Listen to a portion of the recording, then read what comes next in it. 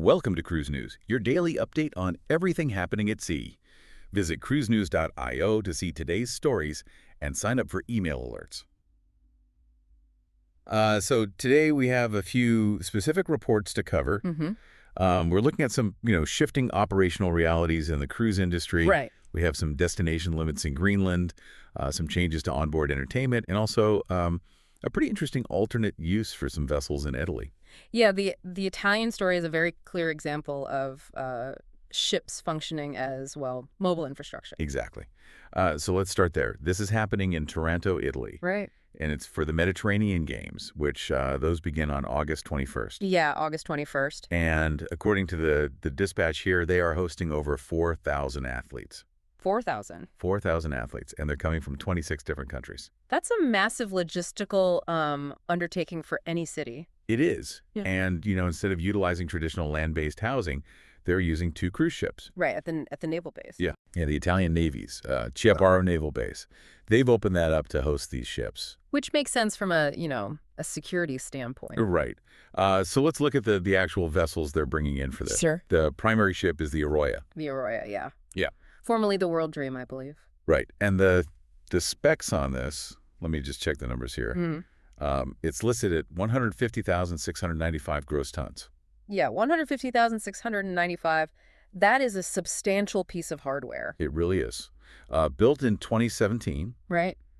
And it holds 3,376 passengers. Right, so that's the primary housing block, essentially. Yeah.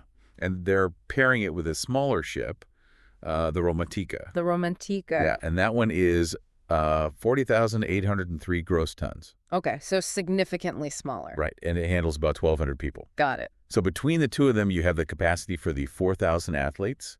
Right, you meet that 4,000 delegate requirement without building permanent structures. Exactly.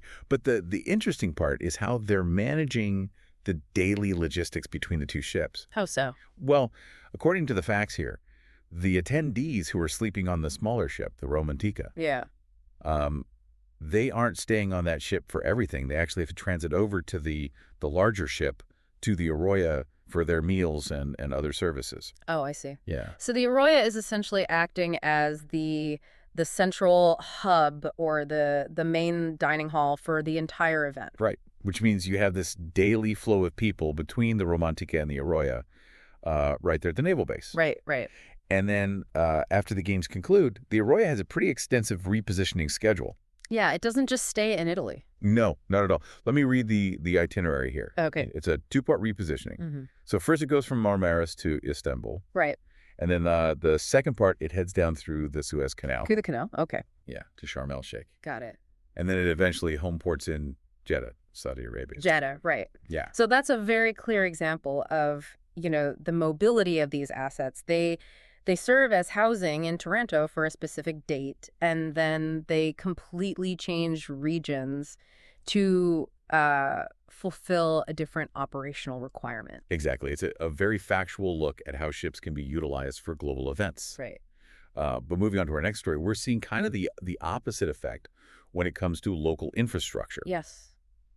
The situation in Greenland. Right. Yeah. So we're moving from a place where ships were, invited in to act as infrastructure to a place where they are facing new limits. Right.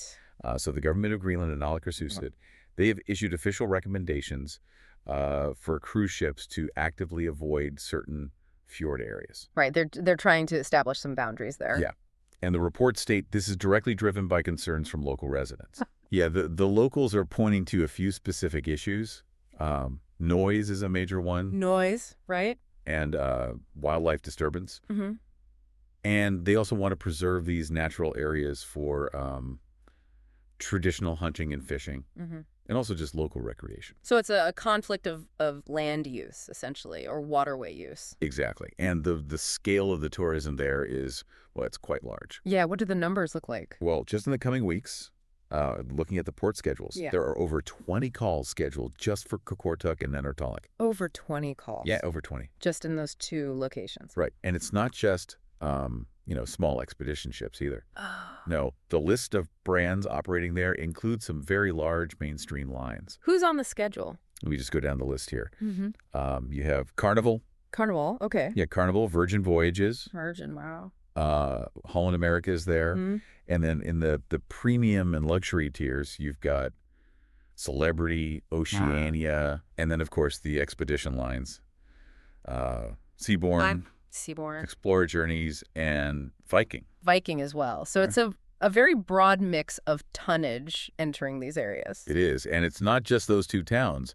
Large ships are also slated to call on Nuuk, Pamiut, Ilulissat, and Narsarsuaq. Narsarsuaq, right. So the volume is clearly there. Yeah, it is. And the government, they are having to weigh these factors. Right, the Nalakkersesut. Right. They have to balance the economic development side of things, the tourism growth, with the very real request from residents to protect the hunting and fishing grounds. Exactly. It's a very strict balancing act between the destination's economy and its natural resources. Yeah, it's a regulatory reality that the cruise lines are having to navigate right now. Absolutely.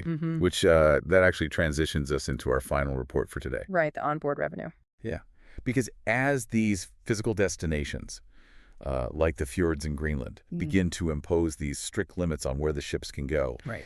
We're seeing operators focus heavily on the internal environment of the ship. Modifying the onboard entertainment. Exactly. So this dispatch is regarding MSC Cruises. MSC. And a technology company called Galaxy Gaming. Okay. So they have just completed a rollout of a progressive jackpot system. A progressive jackpot. Yeah, for their onboard casinos. Specifically, it's across 30 blackjack tables. 30 tables, okay. Yeah, 30 blackjack tables. And this is currently deployed on 7 of MSC's ships. 7 ships. Right. So that's, about a third of their fleet? Yeah, exactly. The report notes it covers about 30% of their 23-ship global fleet. Got it, 30%. Yeah. And this system, it operates on what they call the Galaxy Operating System. Oh. Or GOS. GOS, okay. And this marks MSC's very first progressive table game jackpot system. That's a significant operational update for their casino floor. It is. And the timeline to get this implemented was pretty extensive. How long did it take? The dispatch states it took nearly 2 years of collaboration between Galaxy Gaming and MSC Cruises to complete this project. 2 years for 30 tables? Yeah, 2 years. That indicates a pretty complex technical integration. It does. Yeah. We have a statement from Berke Gogos. Okay. He's the director of casino operations for MSC Cruises USA. Right. And he noted that they are utilizing the system to track performance, flexibility, and guest experience. Performance and flexibility. Right. So they are closely monitoring the data from this 30% rollout. Exactly.